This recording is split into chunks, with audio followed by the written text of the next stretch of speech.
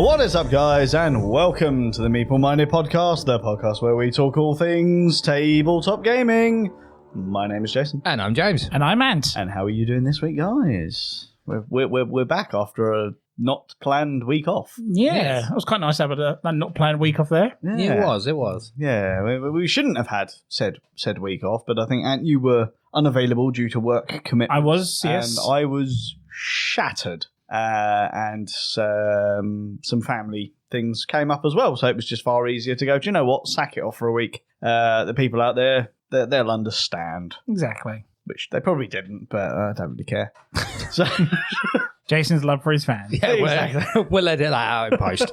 But we're back, though. No, we won't. But yes, we are indeed back, and we're going to try and get back on the horse. Starting with one of our newer styles of show, you know, the whole what's occurring type deal. So, welcome everyone to another What's Occurring episode. This time for the month of June. Can you believe it's June?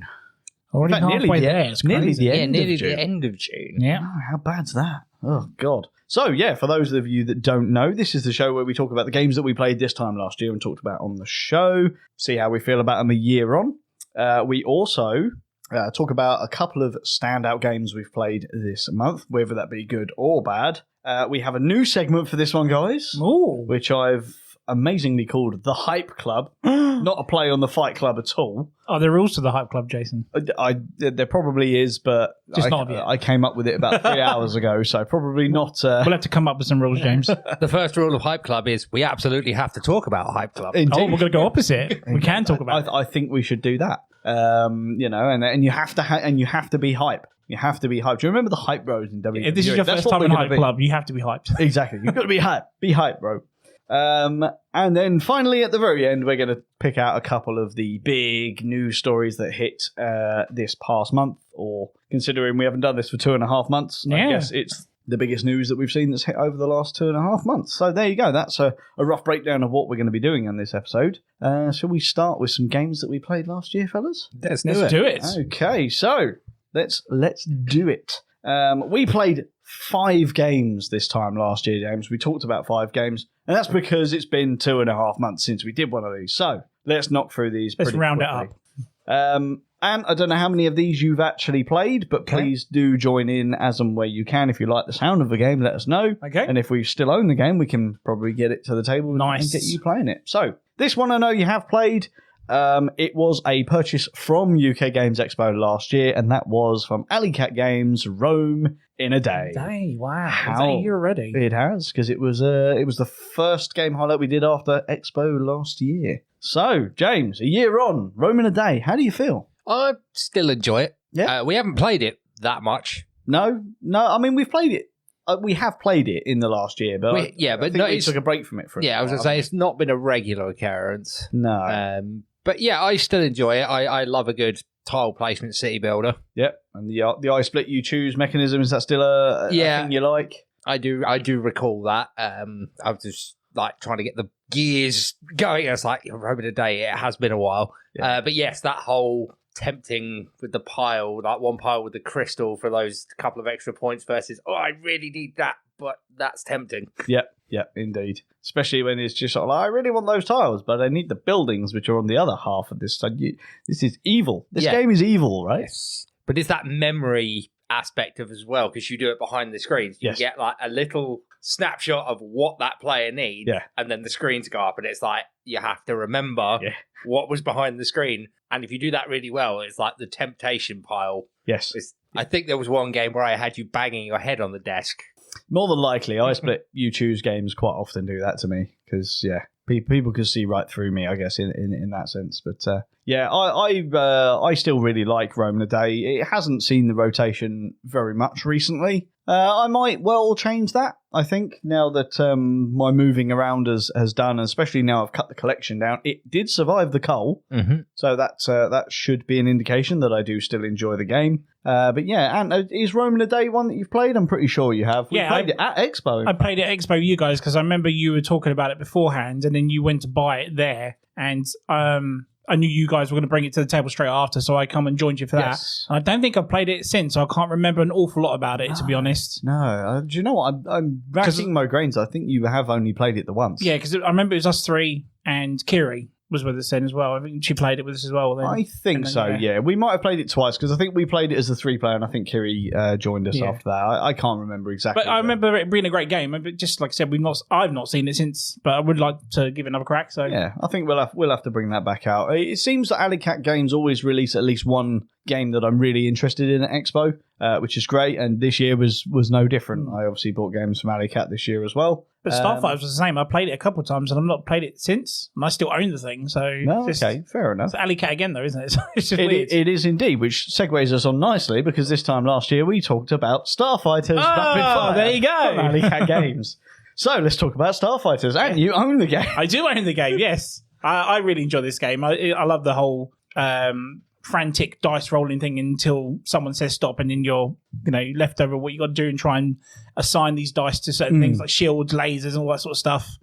I remember bringing it to work quite a bit as well, to be honest. So there was like a little hype for it when it first came out. But I've not played it since. Again, this must be a good 10 months ago since I played this, and I've just not brought it. I don't think anyone. Again, other stuff comes along and takes over, and I've just I wouldn't say no to playing it, but it's just never come back. Well, I must be honest. I was kind of the same. Like we played it a fair bit after we came back from Expo, and you reviewed it, right? We did indeed, yeah. But the honest answer is I don't own it anymore. It has gone. It went in the coal. It's one of the games that went in the coal, and the main reason is it just didn't get played that often. And it's not because I disliked the game or anything like that. It's just it very rarely got into the rotation. Yeah. And with the newer games turning up, and it was like, I'm just never going to get this to the table, which is a real shame. Doesn't mean I wouldn't play it, like especially knowing that you have got it. Yeah. I would definitely play that again, and I wouldn't mind playing it again fairly soon, for that matter. So yeah, Starfighter's Rapid Fire for me is still really good. I really enjoy it. James, do you remember it? Yeah, I do remember it. I'm still a big fan of the whole, as Ant mentioned, the rapid fire rolling of the dice. Yeah. Until someone says, until someone yells fire. I really like that aspect of the game. But for me, after we played it those initial times, it doesn't have a great deal of replayability for me. No. And I think that's what goes against it, because it was one of those, I was like, yeah, I've seen it, and there's not much more. There's nothing else to keep it replayable, is there? No. Yeah. No. And I can't even see like expansions for it, you know what I mean? I don't really know what else they could. Maybe a new map, but really, what can they do on the map? A couple of extra characters, but nothing major. So yeah, I think replay on it was a bit shoddy, unfortunately. But I wouldn't mind playing it again. But yeah, for me, it has left the collection. It's not a game that I particularly miss from the collection. I don't feel like I made a mistake in selling that. So that's a bit of a shame. So Starfighters for me is kind of it's gone from I quite like this game down to maybe I think this game is above average, but that's about where it's going to sit for me. Yeah. But Rome in a Day, I think that still gets a thumbs up for me. Yeah, it still gets a thumbs up from me. It's just, I think, again, with Rome in a Day, it's like out of the two tiled city builders that you've got in your collection, as much as I enjoy Rome in a Day, I think I'd still push towards Acropolis. Yeah. I mean, they obviously did come out about the same sort of time, and I think, agreeing with you, I think I'd probably choose Acropolis. Like, that has seen the table. Yeah, they're different enough that they're both fun. But yeah, if someone put them both in front of me and said you got to choose one, I think I'd punt for Acropolis. Yeah, no, that's fair. I can't fault you on that one. Rome in a Day is a thumbs up for me. I think it's a thumbs up from you. Thumbs up. Thumbs up. But yeah, Starfighters for me. I'm going to stick it in this sort of mid range. No thumbs up, no thumbs down. Mm-hmm. Okay, let's move on to another game that has actually left my collection, but I know it has entered Antony's collection, which is The Batman Who Laughs by the OP or the OP or whatever the hell, USAopoly, whatever the hell they're called nowadays. But yeah, The Batman Who Laughs, one of the Rising game series that they have. Well, I used to be really high on the Rising series, and I can now safely say that not one of them has survived in the coal. which is a shame. And that doesn't mean that I dislike the game. I just feel like this sounds really elitist, I guess, but I feel like I'm above them now. Like, in a game that's going to take as long as that does to play, if I'm going to play a co-op game that's in that sort of bracket, I'm probably going to want to play something else. I really like the statue that's in it, though. Oh, yeah. Because that statue is They all come amazing. with great statues, didn't they? Yeah, they do. But that one especially was hands down my favourite. But yeah, gameplay-wise, James, do you remember much of I do. The Batman Who Laughs? The problem I have with the Rising series is I really enjoyed Thanos Rising, which was the first one. Yes. I just thought it worked brilliantly, was very thematic, and I just feel none of the others have really touched on it. Yeah. I think gameplay-wise, I definitely preferred the Batman Who Laughs over like the other ones. But obviously, it was that natural progression. Every time they released something, there was something new that they added. But yeah, for the simplicity of it and overall theme, I would agree the Marvel one is still my favourite. Even like, to me, gameplay mechanics, it just never beat that whole thing of you've got to stop Thanos getting the stones. Yeah. And every time he gets a stone, it makes him more powerful. Yeah. I just didn't feel like I can't even remember what the Batman Who Laughs Rising's thing was. That's how much it's disappeared. Yeah, no, that's fair. That's a bit of a shame, I guess. Yeah, it's just they're not bad games. It's just for me, they weren't a touch on the original. No, that's fair. Have you managed to play it yet, Ant? I have, yes, and the Thanos one as well. So I really enjoy these. Going back to our episode about what we like about games, like about certain games and stuff. And we come to this split decision when it was like, I want a game that can win multiple ways. Yes. And I was like, I want a game sometimes that can give me one way to win. That's what these do. Yeah. That's where your team has to build up of whoever, I think maximum 4 players, and try and take down this main threat. And I quite like that because I love the difficulty aspect to it as well. That's why I kind of keep going back to it. It's like if we don't do it the first time, then I kind of want to go back and do it a second time. Yeah. Because it's only that one goal, and that's what I really like. And it's a really annoying because I actually saw people opposite us when we were playing Tales to Amaze at UKG. Someone had the Star Wars edition. And I was like, I want that. That Darth Vader statue looks sick. I want it. So, I'm not like overly, a massive fan of them, but I do enjoy them. Yeah. I'm not going to lie. Yeah, I mean, they're quite nice to get to the table every now and again. I just think there are games out there that are better that I would prefer to play. Because I introduced it to my older game group that I don't game with much nowadays, but I think for them it was something different. It wasn't a worker placement. It wasn't a social deduction game. It was just like, it's a 1-goal win game. They were like, I really enjoyed this. I really like it. So,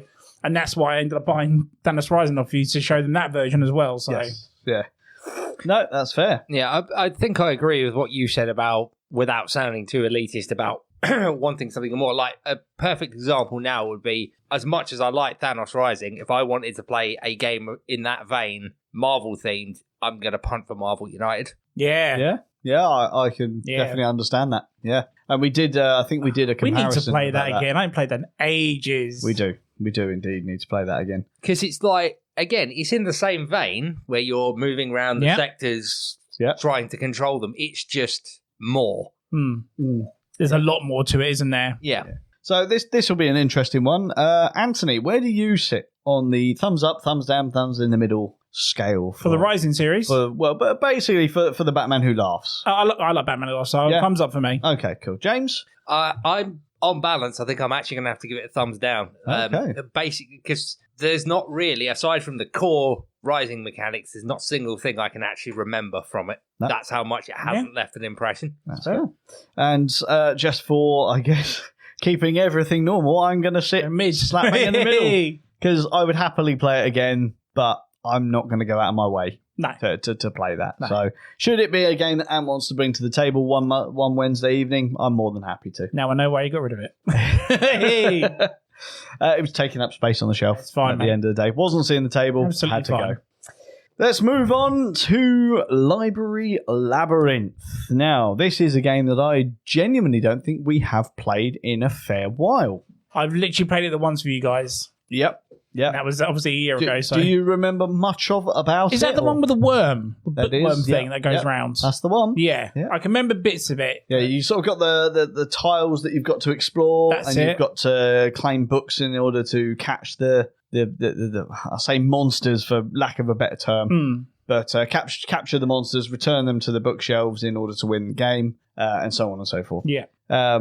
With all the all-female cast, which was quite unique to the game at the time. How do you feel about this one a year on? I know, and I honestly, I'm going to be with James, what he said about, Batman Rising. I don't, literally the bookworm is all I remember. Yeah. But I had played it. But no, that's fair. What about you, James? Yeah, I mean, it had some interesting mechanics in it. I thought the theme was pretty cool, like the sort of the villains, for lack of a better word, escaping from books, and you have to try and return them to the books. I remember it kicked our butt the first couple of times we played it. It did, yes, indeed. There is now, I believe, they're now working on like a card game version of it as well, which they did have at Expo. Didn't actually have time to check that out, which was a bit of a shame. But I'm interested. I still own the game. I do still own the game. I wouldn't mind getting it to the table again soon. I did toy with the idea of it being put in the coal, but it's quite a small box. It doesn't take up a big amount of space, and I know my partner likes it as well, so it survived, hopefully, to see the table again. But this one, I will say, I do enjoy this one enough to give it a thumbs up, even a year on. So, it gets a thumbs up from me. I was going to say, I think for me, again, on balance, is like I do remember enjoying it. I do remember it being a challenge, which goes in its favour. It took us a good 3 or 4 plays to actually beat it. But I can't say that I've missed it. Okay. There hasn't been a single point over the past year where I've gone, you know what, I really want to play Library Labyrinth. Yeah. So I'm going to have to give it a mid. A mid for this one. Okay. Anthony, I know... No, I concur with James again. I honestly thought you didn't have it anymore, so I never really asked to bring it out again. So okay. I can remember certain things, but I won't give it thumbs down because I did enjoy playing it. Yeah. So I'll give it a mid. You obviously only played it the once, so that's understandable. So thumbs up from me and a mid from you guys, which is totally understandable. Maybe we'll get it to the table again soon, but we'll see. And the final one we're going to talk about that we played this time last year, I know Anthony definitely knows this one because it was his game that we borrowed, which was Steam Up, a Feast of Dim Sum. Is that a year already? It is indeed. Wow. It is indeed. In fact, it's just over a year because this was very first on that sort of gap that we've taken. So I can't remember. There you go. It's a year already. Wow. Now, this one's an interesting one because I remember being really positive about this game at the time. And I know that I haven't played this ever since. I don't even own it anymore. So. Neither have I. And that is a real shame because I know at one point I said to you, if you were going to sell it, I want first dibs. Right, I remember you offering it to me. And I remember I did think about it because it was the nice deluxe one with all those lovely rubbery upgrade bits with the nice turntable thing of a jiggy. It's not the Lazy Susan, but no. Similar type of vein. But I don't know. There was just something at the time that said, no, you don't need this. You don't need this. And it was right before I was culling games. So I think even if I had, it probably would have ended up on that coal pile anyway, which is a shame because I do enjoy the game. From what I remember of it, it was good fun. I think it had some flaws, if I remember correctly. Yeah, we said that in a review, didn't we? Yeah. I mean, like the big one I remember had to do with those deluxe components. Yeah. Because it's got a component in it where you blind draw from a bag, but because the components are 3D, as soon as you dip your hand in the bag, I know what that is. I know what that is. I know what that is. Yeah, exactly. Or the dim sum tracker, like how many trays were left. It's like, well, we know because it's right in front of us how many are left. Yeah. Why is that necessary? But yeah.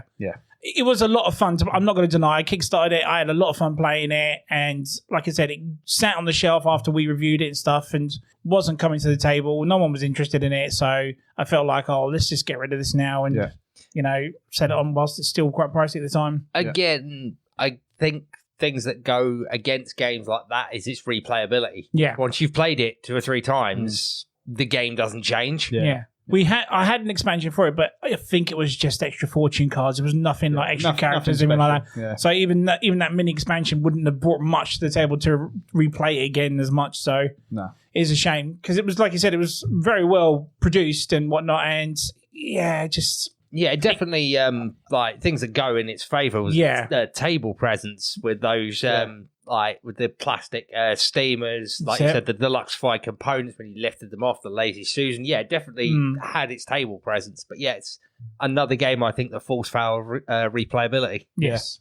I think it's an interesting one because I remember saying at the time, and I think it is a very underrated game. Even now, I think it's a very underrated game because I would, out of choice, would rather play that over something like Pandemic or over Wingspan, for example. 100%. Because it was in that same sort of bracket of lightweightness. Yeah. I would have taken that any day. Yeah. You know, and I think really if that had gone mass market, it may not have sold as much as Wingspan, but it would have given Wingspan a run for its money.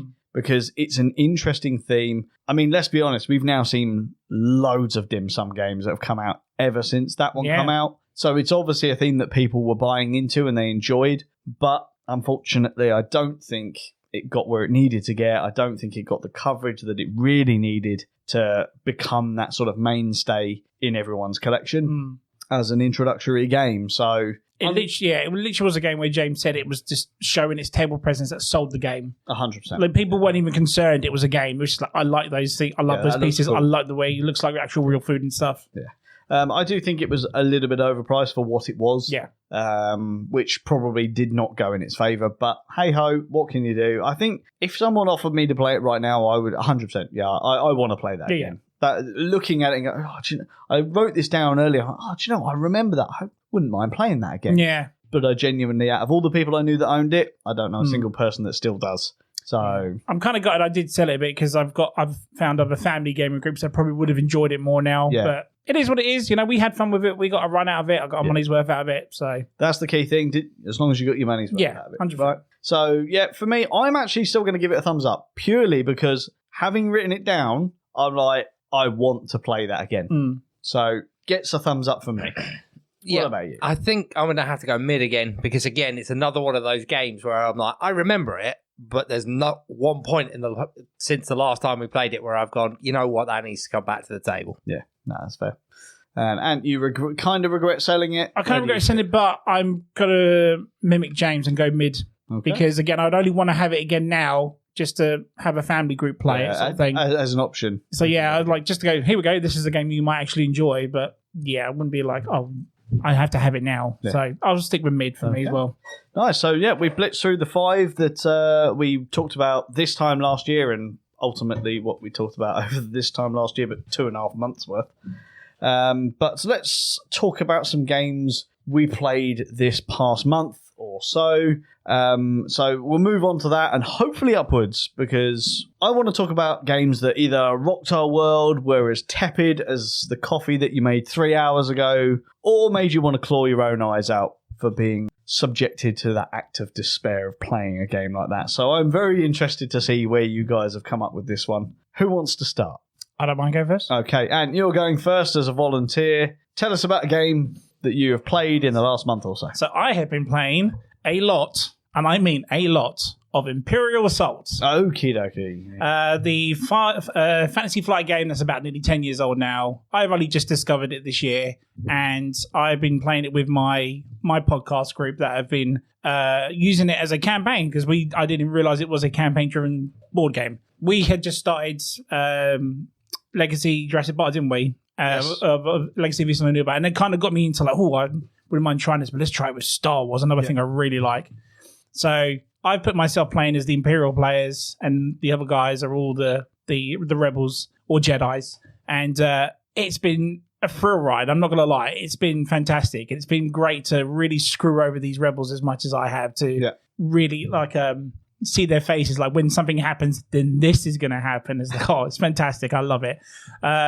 We've not long just finished with the campaign, but unfortunately, we had a few muck up with the rules and stuff. So we've had to go back and restart a brand new campaign. What a shame. So I bet you're really upset about it. I am super upset about it. What a shame. But hey, I'm looking forward to it. The guys are looking forward to doing it again and see if they can actually win this time.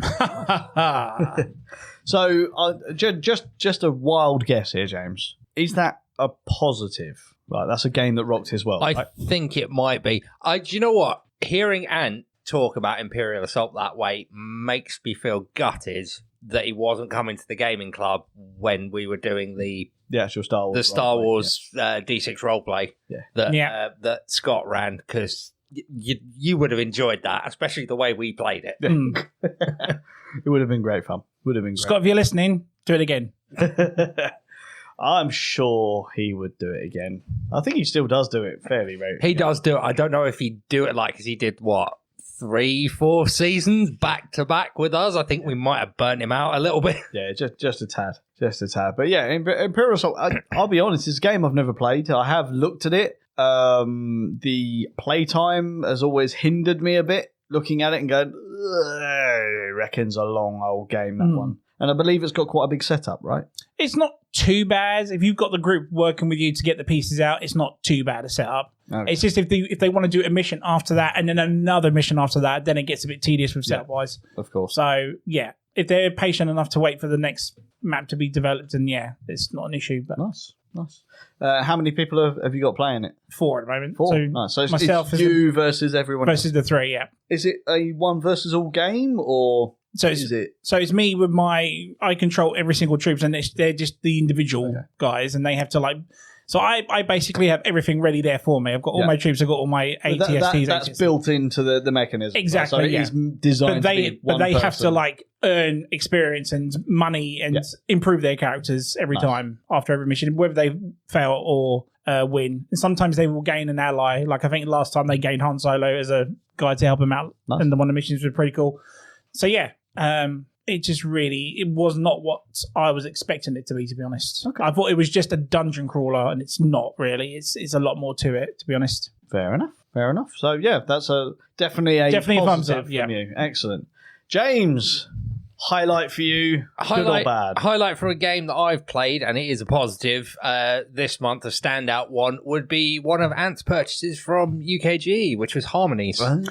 Yes. Good shout. I completely forgot about that. I had a feeling it was going to be Harmonies. No, that is a good shout. Well done, mate. We played that a couple of times at UKGE. I love the mechanics in it. Yes, same. The multiple ways to score. The fact that you can mess with your opponents, but not to the point where it will hurt them unrecoverably. Yeah. I think we could. It's Azul, but more. Yes, definitely. And it doesn't have the extreme punishment that Azul has into it with the negative. It's I can stop you from doing something this turn, but I might inadvertently push you onto a different way of scoring. Another path, because there are so many ways to score. And I just think it's a very innovative game. So yeah, I'm looking forward to getting more plays of that in, and when we the varieties of scoring is crazy. It's got, like you said, the pieces of Azul, but the scoring of Cascadia. It's come on, it's fantastic game. A good shout, mate. I completely forgot about that. And I'm looking forward to getting more plays of that in. So when we eventually do our episode on it. That's definitely a standout game from this month. Very, very nice. Yeah, I can definitely concur with that. I really enjoyed playing that game. I look forward to playing it a bit more. I'll give you a thumbs up for choosing that one, James. That's a very, very good choice. I didn't choose that one myself because I wanted to talk about a game that me and you, James, got to play on Monday. Which was the new Wingspan re-theme type deal, Wormspan. Wormspan. And how was it? I'm going to prefix this and say that it's not good, but it's not bad, right? This is not, this is my tepid kind of thing. It's like, do you know what? I played it. I'm happy I've played it. If I don't play it again, I'm not that fussed. However, would I play it again? If someone wanted to, then yes, I would. So it's not worth the hype, then? Do you know what? The problem I have here, right, is Wingspan was very overhyped, and I refused to play it for so long because of that hype. And then I eventually did. I enjoyed it, but it was after the hype had died down, and I did enjoy it. This one I do think is... I've played it a lot quicker than I did Wingspan after it was released, and this one I do feel has suffered a little bit from that hype. Right. Because, yes, it's dragons. I like dragons. Cool. I like the fact that you have to, explore? No, not explore the cave. It's excavate the caves before you can place a dragon there. I like that. I think that's really cool. I really like the fact that you actually have some kind of control over the amount of actions that you can take, because there are certain abilities that will give you more actions back. That's cool. I really like that. And that's where it ends, because I think things in Wormspan cost too much is one of my biggest gripes that I had with it. Is like in Wingspan, you've got the progressive egg cost at the top as you play more birds to the Tableau engine. That's still there in Wormspan, but then you've also got to pay to activate your engine more than once. Like your first activation of, say, the top line is free, but then you've got to spend an action and an egg. And then if you want to activate it again, it's an action and 2 eggs. And then there's not much egg generation. So I found that everything felt very expensive. I felt that building a really good engine kind of didn't benefit me that much in this game. Yeah. And I felt very press-gagged into building an engine on the egg generation track purely because I needed the damn eggs to be able to do whatever else I wanted to do. Right. Yeah, whereas in Wingspan, you can sort of do kind of what you want. Maybe I want to build an engine that tucks cards. Maybe I want to build an engine that does make lots of eggs. Maybe I want to do an engine where I'm caching food on my cards.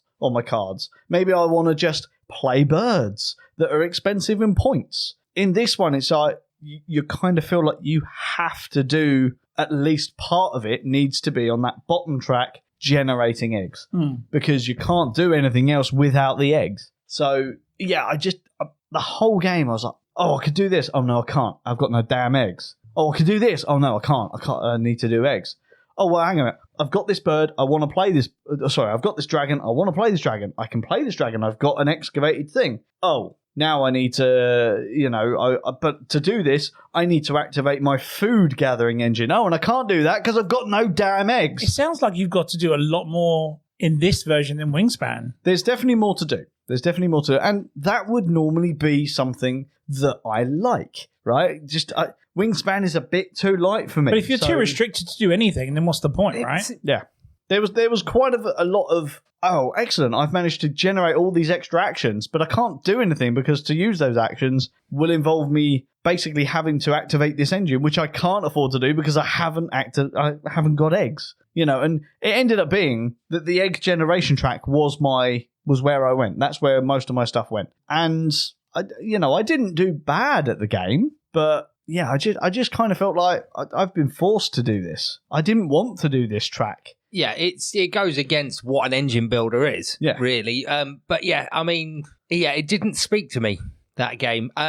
One aspect of it that I wasn't a fan of, that I actually preferred from Wingspan, I didn't actually like the fact that when you did your resource generation, you just straight up... Yeah, you just pick your resources, yeah. The entire game we were playing, and I asked Dave, whose copy it was at the end, because it's been a while since I played Wingspan, and I was like, there's something missing from this. The dice, Where's the dice tower? Yeah.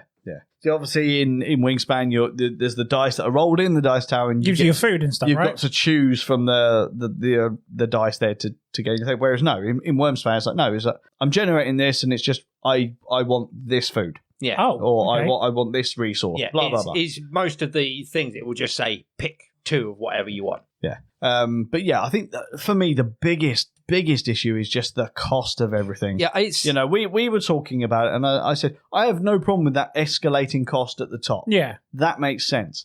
Forcing me to pay an increasing cost to do my engine as well as this is too much. I feel the cost system from Wingspan would have been much better. Whereas instead of having I know we were debating it after we played the game, but instead of having the egg cost to tap the engine, go back to random resource from dice. Possibly, yeah. I mean, I didn't mind that too much, but yeah, it just the whole thing, all these little niggles everywhere, all coming together to create this negative feeling that I had. Yeah, throughout the game. I didn't disenjoy the game. I finished the game going, do you know what? That wasn't a bad game, but not a bad game. But yeah, I think overall that was my impression. Yeah, it's all right.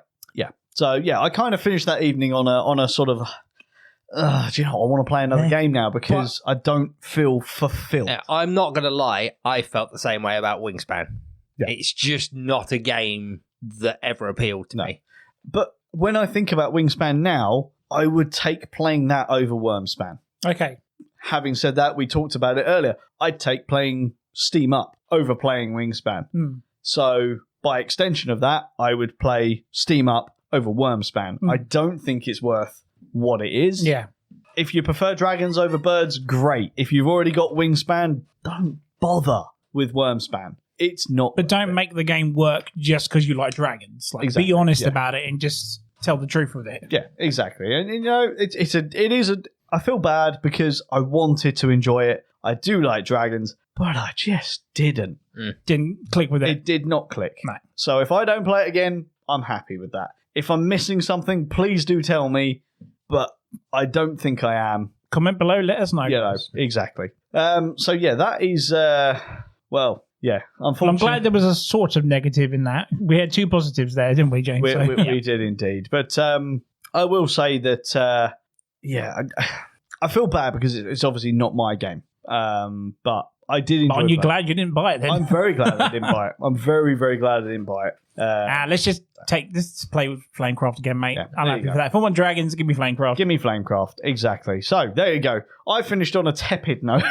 Although it did seem like I was easing a bit more towards that negativity, right? Well, like I said, you balanced it out. I'm did. glad there wasn't 3 positives. I did. There you Problem go. with me is I find it hard to be negative about games much. Oh, no, I can do that. But I don't know. Maybe I'm just playing good games all the time. Who knows? Maybe. Who knows? I think James usually gets to play just good games all the time because, you know. He takes the bullet for us, doesn't he? I do. I play the guff so you don't have to. That should be a tagline for this. Episode coming up soon. We You need play to the put guff that- so you don't have to. You need to put that on a t-shirt, dude, honestly. I think we might. Meeple Minded. We play Paul, the guffs. there we go. You don't have to. we want a t-shirt design so we play the guff so that you don't have to. But let's do something a bit more fun. Let's head. Oh, I'm not going to be able to stop laughing now. We play Wormspan, so you don't have to. Oh dear. I'm sorry, Jamie. You know, I know you're probably going to come for us. He's going to come for us. Well, we're never going to be endorsed by that, obviously. But anyway, I want to step things up a little bit. I want us to adorn our glad rags. I want us to put on a splash of brute, go out for a slap-up meal before we head on out for the evening to the Hype Club. So, are you ready to get hype? I'm super hyped. Come on, James, let's see some hype. Yeah. That's a thumbs up, ladies and gentlemen. A single thumbs up from James. That's as hype We as might he's ever we gonna might get 2 thumbs next time. So, guys, the whole point of Hype Club is it gives us a few minutes to actually indulge our hype train and really get amped up and excited for something that's going to happen within the next month. Be it a game release, be it a crowdfunder, be it a game club that you're going to. As long as it's gaming related, I don't care. And if people out there do care, they know what they can do. Anthony, do you have something that's got you all amped up and hyped for this month? I so do, Jason, and I cannot wait to tell everyone. Let's do it. Let's do this. 2 weeks from today, GameFound is going to be bringing up the next expansion for Terrascape. Oh, I really? cannot wait. How did I not know about this? And it's going to be, well, you can get the original game and everything, whatnot, but they're going to bring an new expansion, complete new expansion, as well as the almighty storage box that will have the core box, and you can put all the expansions I have into one box. I'm not sure how much bigger that box can That be. box is going to be like twice the size of Nemesis, I'm telling you. It's about, well, I think it's slightly bigger than Nemesis box as standard, isn't it? I think Ice Makers made the announcement yesterday, day before. And yeah, I was just like, oh, it's just them updating the Kickstarter. No, they're actually releasing something else. So obviously this game has a massive fan base now for them to bring even more content out for this. Nice. We haven't even touched the expansions yet, but oh my God, I cannot wait for this expansion. I'm so hyped. I'm not going to lie. I want to get that game back to the table and Yeah, try some of the yeah, expansions totally. anyway. I did not know that there was a new Did you not campaign. know? I didn't. Oh, okay. How have you managed to get some board game news? I without thought me you knowing? knew. That's why I didn't say anything. God damn, it's a good job. You might have to do the news segment because Oh, you appear to know more than I'm me. well though. chuffed I got that before that in. Hey! I usually get this info from you, dude. It's very true, yeah. Especially when it's something that you can spend money on instead of me. Exactly. So yeah, super hyped up for that. Like I said, I'm only going for the expansion storage box, so it shouldn't cost too much, and it's on GameFound, so hey, monthly payments, guys. Yeah. Yeah. Excellent. I'm about 3 payments away from completing. What was it I did on that? I can't actually remember now. Oh well. Oh, James, good news. Nemesis Retaliation is paid for. We only got to wait another year for it now. There you go. That's your hype. Spoiler alert, for this episode in about a year's time, that's what I'll be That's what hyped we hyped for. for. We'll get 2 thumbs up for that, guys. Let's not give him something to use for every month for the next year. I'm still hyped. It's going to be like our version of the Top Gear, isn't it? It's like The Dacia Sandero is still delayed. Still delayed. Oh no! Anyway, It's the only Dacia delayed car Sandero. in the world. Has been announced that it is going to be available in blue. Hype. So, is that all? That's all it was. The new Terrascape expansion in 2 weeks of recording today. Excellent stuff. So, Thursday, the 4th of July. 4th of July. Oh my God, I will be working at Wimbledon tennis at that point. Oh, That's just depressed me. I'll be watching Independence Day at home. I might be doing that at Wimbledon because if it dies off a bit, as Independence Day, need to watch. That's it. Sorry if you're running out of water, but Independence It's Day. Independence Day. It's got to happen, mate. will you be picturing that blue beam taking out Wimbledon? Take it at Wimbledon. Yes. Damage report. Jason will be the guy far away, like the old guy from Harry Enfield. Me. I'll be Will Smith walking through the desert. Yeah. Here I am, dragging your hairy ass out of here. Me. But anyway, excellent game to be hyped about there, Ant. I can't blame you at all. I would also be hyped about that should I have known. But James, I know you can't contain the excitement. I can see you bubbling over. What are you amped up and hyped about this month? What am I hyped about? So this isn't a new thing, but it is a game I have seen played at the gaming club quite a few times over the past couple of weeks or month. And I know I've pestered Ant to get it to the table, so I'm actually hyped to try Foundations of Rome. Woo woo! Woo. Hype tray, baby. I've still not played it, so I can join you on that hype train, sir. Yeah, I didn't even know about it until I saw Rob get it out of the gaming club. And again, it's another one of those games that just has table presence. Yeah. I just immediately had to go over and go, what is this? Yeah. And why have I never heard of it? See, this is obviously the deluxeified version that we're talking about, because that game, I think the retail version is like tokens, isn't it? Yeah, Right? that's the one I had, but I believe Rob's painted his. Mine are just sun-dropped. Yeah. Rob has done a stupid amount of painting. I on saw that the as well. picture from the Meeple, not Meeple, the Paul's post. Yeah. Sunday thing. It does look impressive, I'm not going to lie. Yeah, so ever since I saw that, and I've seen it a couple of times, I remember seeing it on your shelf. Yeah. And I was just, Ant, we need to play this. I want to play this game. Yep. I remember he asked me that at UKGE, so I was just like, dude, let's make it happen. Yeah. I'd bring that to the table any day. You should have made him drag it all the way up to Birmingham. Well, I wanted him to He bring- wanted me to bring Crocodile I wanted him to bring the Birmingham. crocodile board. I mean, I think it would be a bit cruel to say, can you bring Foundations of Rome as well? You know, that's That would be, that'd be great on the train, wouldn't it? Yeah, we can do that. Can you imagine us playing Crocodile on the train? I bet so many people will Considering we "What?" struggle to keep the pieces on the damn board sometimes. Yeah. take out some the random. ticket inspector's eye. Like, especially the way we play it. I would pity anyone in that carriage. I'd be like, will you guys shut up? Or something, the way we play it anyway. Yep, exactly. I still say 1 year we've got to enter the tournament at UKGE to get kicked out of it 5 minutes I later. say but we train for it from January, start playing Crocodile for 6 months, and then go to UKG at the tournament, mate. If we were going to do that, let's be honest, we'd have to do a YouTube video of that. Like a montage. Yes, 100%. And let's put it on the YouTube channel. Flicking things all over the place.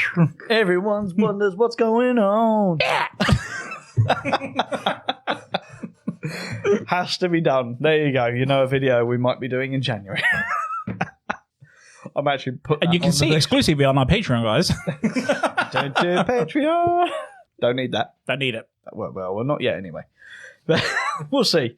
Okay, James, is that? Are you happy you've released some of that energy? Yeah, Built up you know. energy? Can you sleep tonight? No, because I haven't played the game yet. Oh well, there you go then. That's good. He's still Make gonna be it hyped. happen. Still going to be hyped.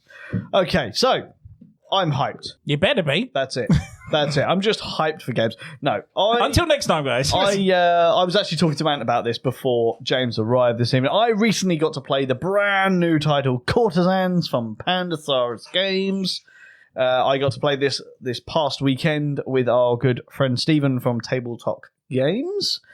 He introduced me to it, and it was great fun. So I am cheating somewhat by saying I'm still hyped to play Courtesans, but I want to play it with you guys because I think you guys... Did James not play it then? James was not there. Oh, This okay. is This Sunday. was, Sunday, Yeah. Oh, sorry. I thought you went. Sorry, beg pardon. No, the annoyingly, I work Sundays. Yeah. Yeah, So he never true. gets to go to Same, the yeah. full game.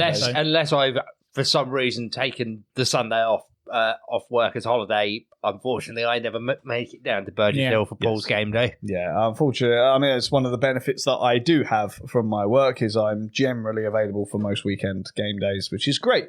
But yeah, I'm really hyped to continue playing that again because I think this is a game that, as our little group, will be really good fun. I really like the mechanisms, the unique mechanisms of that. Where you're sort of playing the cards down. Draw free cards, play free cards. On the middle bit.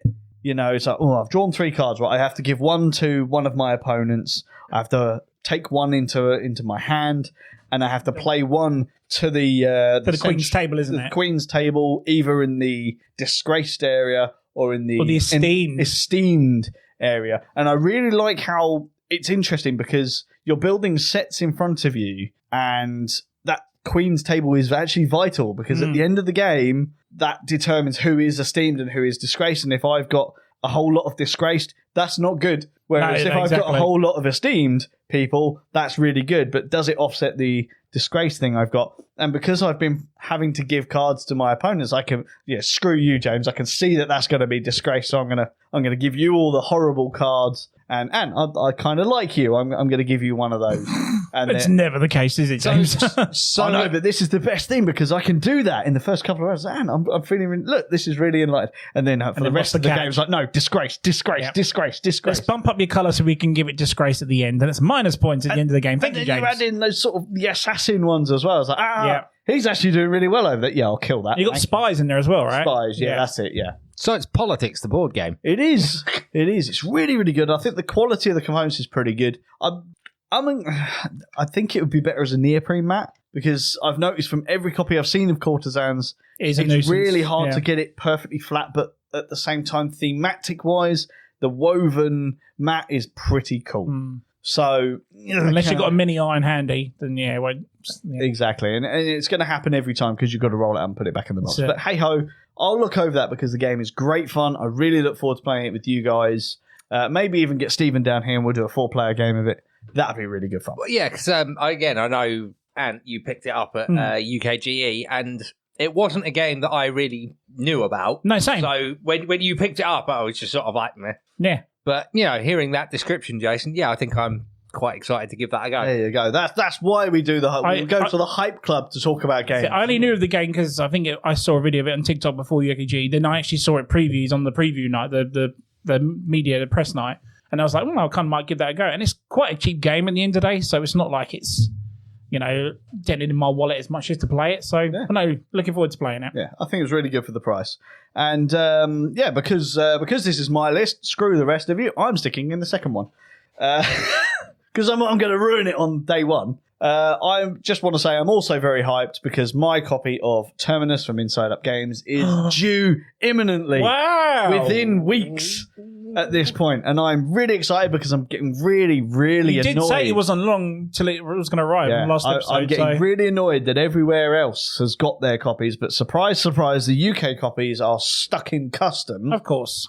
Because they're taking forever and a day to do it. They've been there for about a month at this point, so it's very, very annoying. But it's nearly there, mate. It's building my hype even more. So I want to channel my inner London Underground building. I'll be waiting nutcase for the photo to come on the group chat, James. Just be like, it's here. It might even be on the Facebook as well when it eventually arrives. I wouldn't blame you, mate. Yes, wouldn't blame you. So yeah, there you go. I'm sticking that one in there. That was a tough game to get it demoed at UKG as well. Was. So yeah. And the thing is, seeing it there in person only added to my anticipation and hypedness for that game. So I can't wait. Cannot wait. So now we can calm it down a little bit. Been to the Hype Club.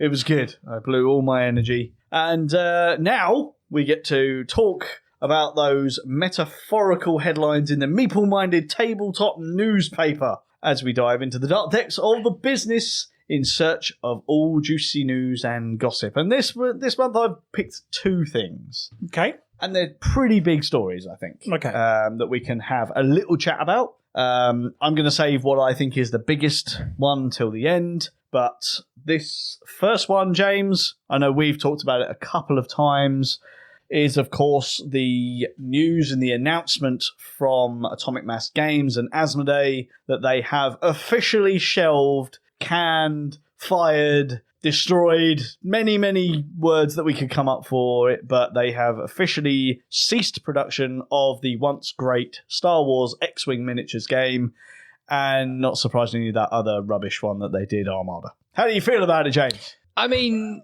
I'm going to obviously disagree with your description of Armada, because I had Armada and I really liked it. It was a brilliant game. Never reached the level of popularity that X-Wing did, so I'm not surprised they haven't released a single thing for Armada since they took it on. So I'm not surprised they killed that. Killing X-Wing was a real shock. Yeah. I think we sort of said at the time, it's like, big shocker, but then it was like, actually, do you know what? It's still actually a shock, because it's still popular.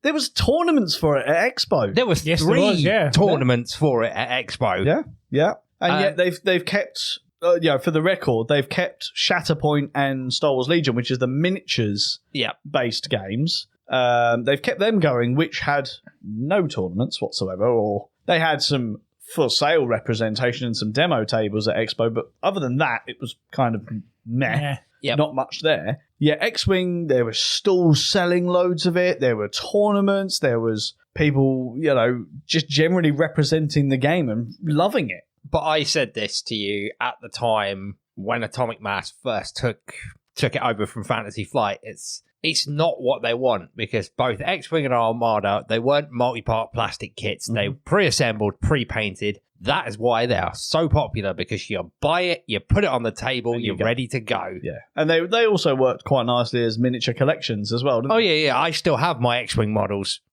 which I'm probably going to turn into a display of some kind now, because it's all they're good for. No, why not? Yeah. But they are beautiful miniatures. Yeah. Definitely. And a big Star Wars fan. I know you never got into the game itself, but I kind of feel bad because Howard, who's on my podcast, literally just bought X-Wing. Oh my God, no. So, and then literally a week later that came out. So I kind of feel bad for him in this subject matter. I mean, the interesting thing here, though, is, the obvious thing is that a lot of people are now going to be selling collections, which means the cost of it is going to come down substantially. However, history has showed us that will initially happen, but then the prices will rocket. Yeah. So if he is wanting to look into the game, now might be a good time to just sort of go, right, I'll buy it as much as I possibly can, just so that I can play it, and have that variety. Because that was the key thing for me with X-Wing, was there was so much variety with it. Because it's like, you were buying ships. The ships were coming with all the rules, which was, again, something I really liked about that model of the way they did it. They sort of went up against Games Workshop, and at one point they were on level peggings with X-Wing as Games Workshop for the most popular game in the world. And it's fair to say that was when it was under the Fantasy Flight brand, and then Asmodee had a big restructure, and all of the Star Wars licensed miniature stuff went over to Atomic Mass Games, who had only done the Marvel Crisis Protocol at the time, which was a game I loved. And then they were suddenly given all four of it was 3 games, and then they came up with Shatterpoint. And at that point, it was just sort of like, you've had this for, a year and a half at this point, and we've seen a rules redo for X-Wing, which people didn't take kindly to, because it forced you to buy an absolute metric ton of cardboard in order to continue playing the game.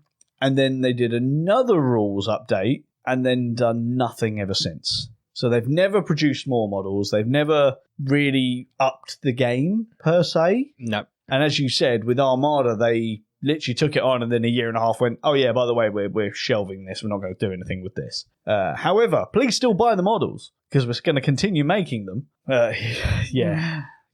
I just don't know how I feel about this, because it's such a beloved game. There's got to be some reason for it, though. You'd think. I mean, it's obviously just not what they wanted. No, it might be a licensing issue as well, whatnot. So it's not the license. There's more money in multi-part plastic kits, which is what Shatterpoint and is that what Shatterpoint does?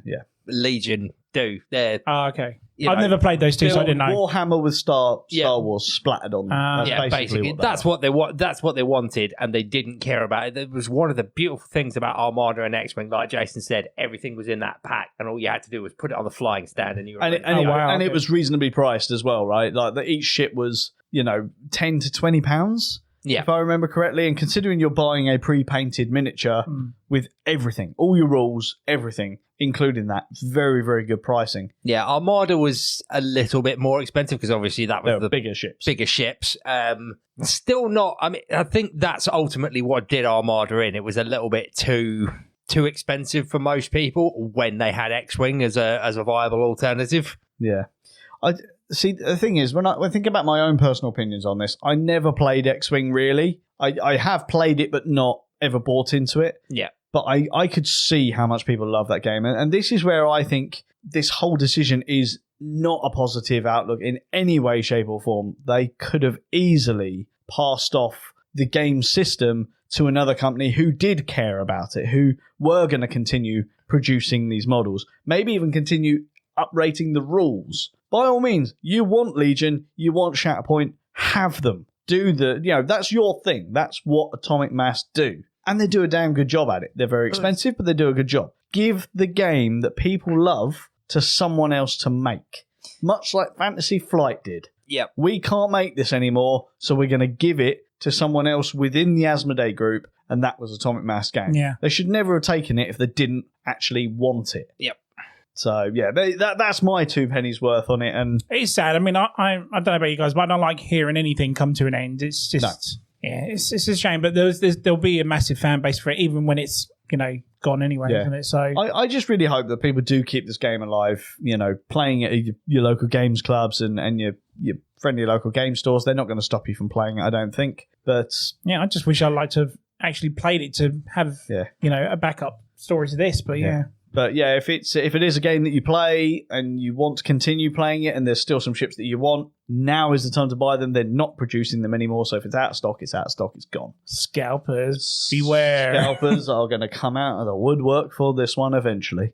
But yeah, any other words that you want to say about the death of X-Wing, James? I just think it's a shame. Like I said, it was a really good game. I was never a fan. Like I said, when they brought out version 2 is when I bowed out. Yeah. But I had a considerable fleet. I just started buying Armada. And yeah, it was just Atomic Mass. I think from the get-go, they basically said, we're not interested in Armada. I remember that. And that was right after the Super Star Destroyer had just been released. Yeah. Which I know annoyed a lot of people because that was not a cheap model. No, that was a good £150. Yeah, and then for them to turn around and go, yeah, we'll keep producing the miniatures, but we're not releasing anything new for it now. Yeah, exactly. They basically killed Armada as soon as they got it. Yep, exactly. Which is a real shame. It is a real shame. All joking aside, it was actually a very, very good game. So if I was going to choose between X-Wing and Armada, I probably would have gone Armada. The thing I loved about Armada was the whole you had to think three turns ahead because of your command dials. Where you wanted your power, where you wanted power in engines, weapons, shields, and that. But you had sort of 2 or 3 of them, depending on the size of your ship. And you had to set them all at the beginning of the game. So you had to think where you were going to be in 3 turns. Right. So you got to think ahead. Yeah, very much. And sort of try and anticipate what your opponent's going to do. Because it's like, yeah, if you flip that dial over and it's all power to weapons and your opponent's out of range, it's wasted. Yeah, exactly. Well, there you go. The death of X-Wing. Big news come out within the last... In fact, at the time of recording, that was, a week ago that I think that came out. So that was a bit of a shame. But I'm kind of thinking you need to do the hype club at the end of the episode now. I feel so down now. After that hype, people, this is the sugar come down. I mean, let's hope that the news won't always be quite so negative. I can't make that promise because I already know what the next story is going to be. But yeah, maybe next month we might end on a bit more of a positive note. But, I mean, we could sort of scare everyone off and do the hype club right at the very start. I mean, oh my God, I can't listen to this. But there you go, yes. So, yeah, unfortunately, goodbye, X-Wing. Sorry, I never actually bothered to get to know you all that well. But I know James did, so that's a big part of James's life has shriveled away, died, rotting in its grave. Yeah, it's been like that for a while, let's be honest. The models are in storage and have been since version 2. Yes, they have. Right, Ant, are you ready to talk about something you might actually know a little bit about? Okay, let's give it a go then. So I know that you're aware of this news. Okay. Because we've had a little bit of a discussion about this recently. But, of course, this, for me, was the biggest news, and that is, of course, I guess it's not a lawsuit, but the I don't really know the legal terminology for this. Pettiness. But the pettiness of the Handsome Gluck publisher going after again, it's actually after a game that I have backed, which was Meeple Inc., now renamed Tabletop Inc., over the use of the term Meeple, because they have a registered trademark now as of 2019 for the terminology of Meeple and various other things. Of course, we all know, or most of us will know, that Carcassonne, which was released in the year 2000, was the first time that you ever saw the actual Meeple characters as we know them, the little wooden ones, the little characterized miniature people. And then I think it was an American gamer referred to them as Meeple, as my That's people. Right. And then eventually Handsome Gluck filed for trademark in 2010, which was a full decade after the game had come out. That trademark has finally been approved as of 2019. And then in 2024, they have decided to go after, I can't remember the name of the company that's making it, but the publishers behind Meeple Inc., now Tabletop Inc., over the use of the terminology Meeple. They've sent them a cease and desist letter with lots of threatening stuff, and it's caused all sorts of uproar. With regards to the game Meeple Inc., they've just bowed to it. They're a very small company. They've just look, we'll just change the name Tabletop Inc. They've changed their company name and everything. So does this delay the game? It has delayed the game because it was basically, they were literally about to press the print. Basically at the factory, and of course this has now delayed the production of the game. But obviously this is an interesting one, right? Because looking into it, they do indeed have the trademark approved for Germany and Europe for the term Meeple, and also for the shape of a Meeple. I don't know how they've done that, but they have got that trademark within Europe. That does not cover them for the US, which is, I will cover that a bit more later. Yep. But, just looking at games released between 2019 and 2024, any of them that have used the term Meeple in there, there's 40 games that have come out in that time. And yet they have chosen this one game, one company to go after. And said, no, you can't do that anymore. No, you can't do it. That's ours. This just doesn't seem right. Something seems fishy here, right? Because Meeple is a widely referred to term within board game. Hell, we're called the Meeple Minded. I've got a poster on the wall with Meeples on it that are nothing to do with Carcassonne. There's Meeples in almost every game. They even refer to things as Meeples in rulebooks. Meeple is a universal term within board gaming at this point, and had been when they filed for this trademark in 2010. So I don't understand what the hell they're playing what their logic is behind it either. Because I guarantee on this one it's because the trademark office in Germany or wherever they filed it knew nothing about gaming and didn't do the research properly. The thing is, this is the thing, because in preparation for this, I know that a certain small minor company named Call Me or Not actually objected to this trademark and presented quite a substantial amount of evidence towards it to say they can't do this. One, it's nothing to do with them, and there's enough evidence here to say this has been public for ages. And yet, obviously, that's why it took 9 years to actually approve it. But even with that objection, with that evidence, they've still approved this trademark. But then, why has it taken them 4 years, in fact 5 years, to then decide, no, that one right there, let's kill them, let's destroy it? Yeah, because they were gunning for them to take it all down. They wanted the game gone. It wasn't a case of we want you to take the name out. It was we want your campaign ended, gone. There must be more to this, like maybe there was a couple together and one of them went to go design Meeple Inc. and the other one owns the rights to Meeple, like, you can't have that. Yeah. I don't know. I'm speculating here. But now I would say the interesting thing I was reading today was obviously the person I believe who's currently the CEO or whatever it is from Handsome Gluck is the son or close descendant of the original person who created the Meeple shape and was heavily involved in Carcassonne. And they've sort of come out since all of the uproar, ironically, going, it wasn't meant to come across as so sort of militant. We weren't supposed to be so aggressive with this. So I kind of get the feeling you're only saying that because Of the backlash? The backlash that is currently heading your way? Because that's my personal take on all this, right? It's a risky move going after something as common as a meeple, or the word, the terminology, the shape of a meeple. It's kind of been taken by the community as the symbol of board gaming now. It is, but, again, I don't claim to be a legal expert in any way, shape or form. No, we're just we're spitballing here, so but how do you trademark what is essentially the human image? Because that's all a meeple is, slightly exaggerated human. Yeah, I guess it's like a caricature, isn't it? It's like it is a human image, but it's it's generic. Yeah, it's a generic outline. It's not like a well-defined character that you could easily turn around and go, "That's that character." Yeah. It's a generic shape.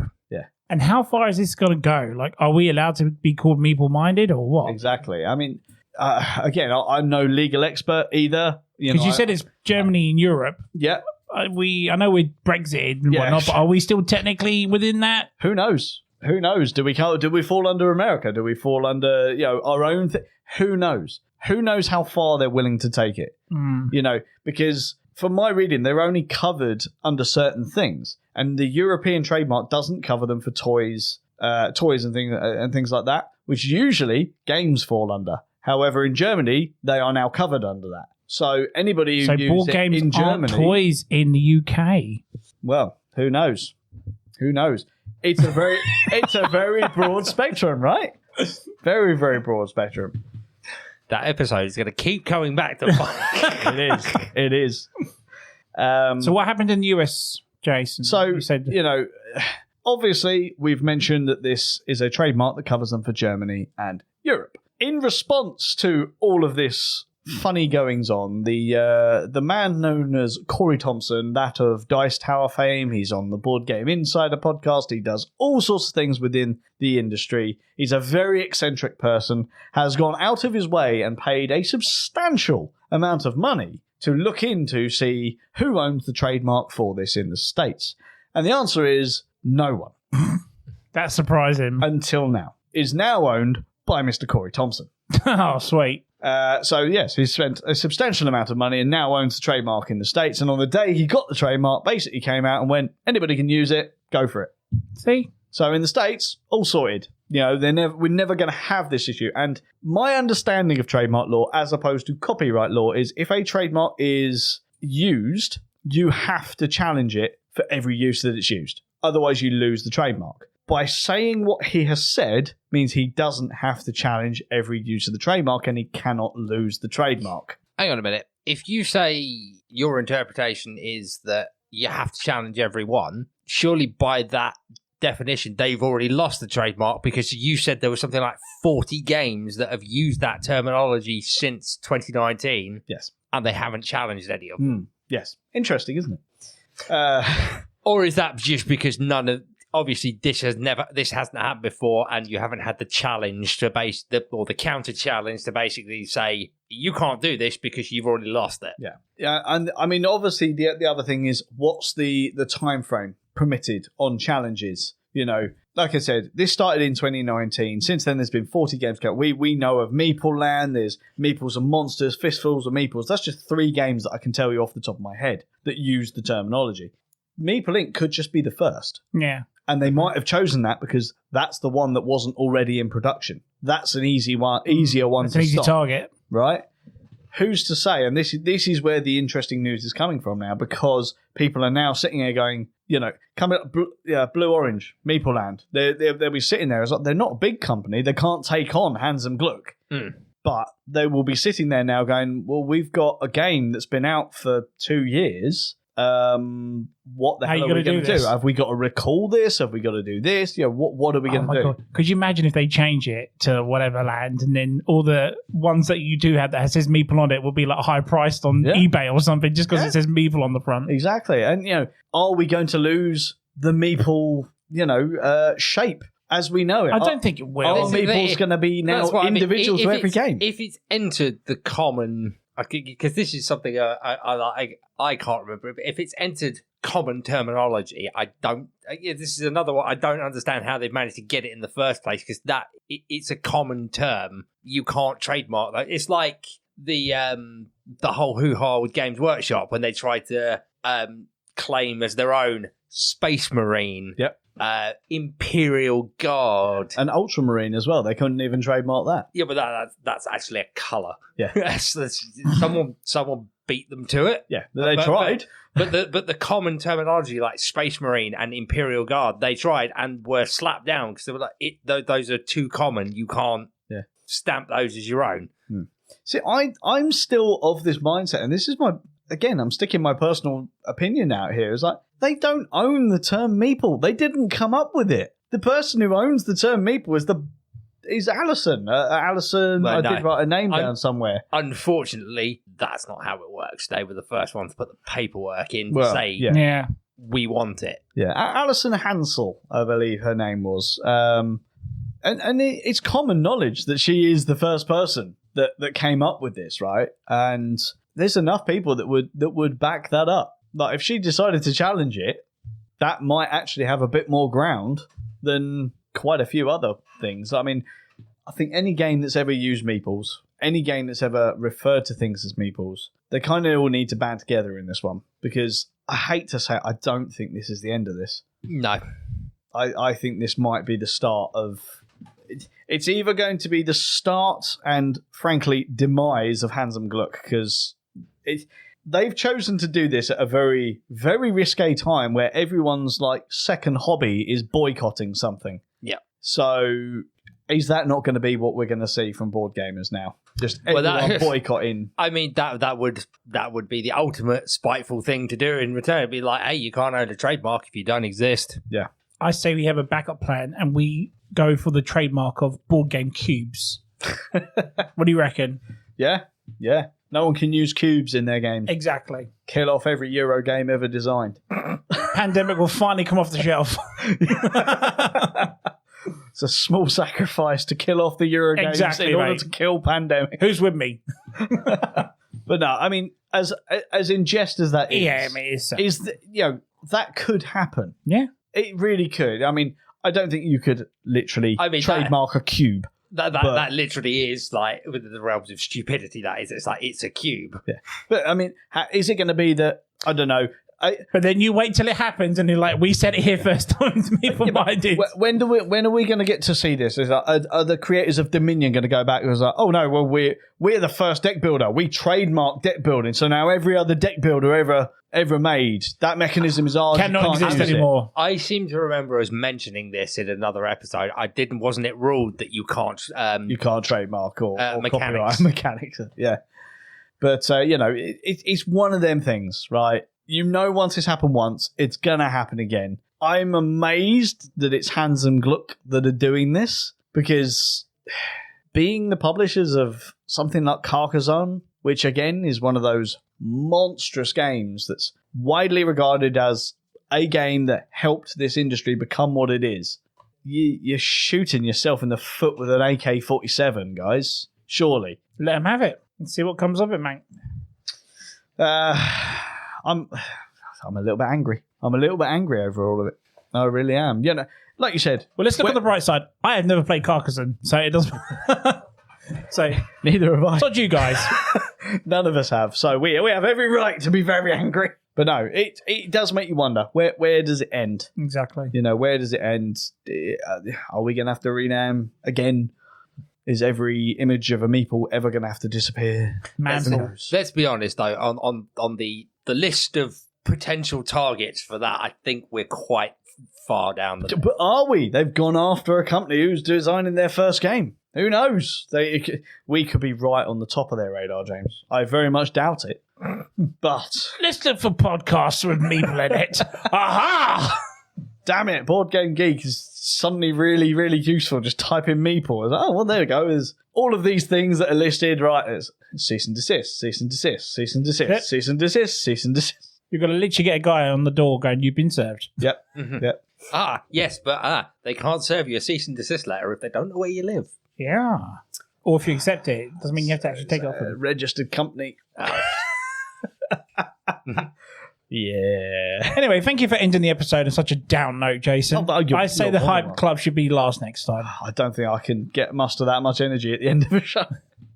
But I thought this one would be a little bit longer, but we've done well. I think the streamlining of this show has gone expertly, and we've managed to shave off at least 3 minutes. So nice. I class that as a win, right? Win-win. But I'm not going to delay out this ending too much because it's roasting in here. It's so freaking hot in here. So hot.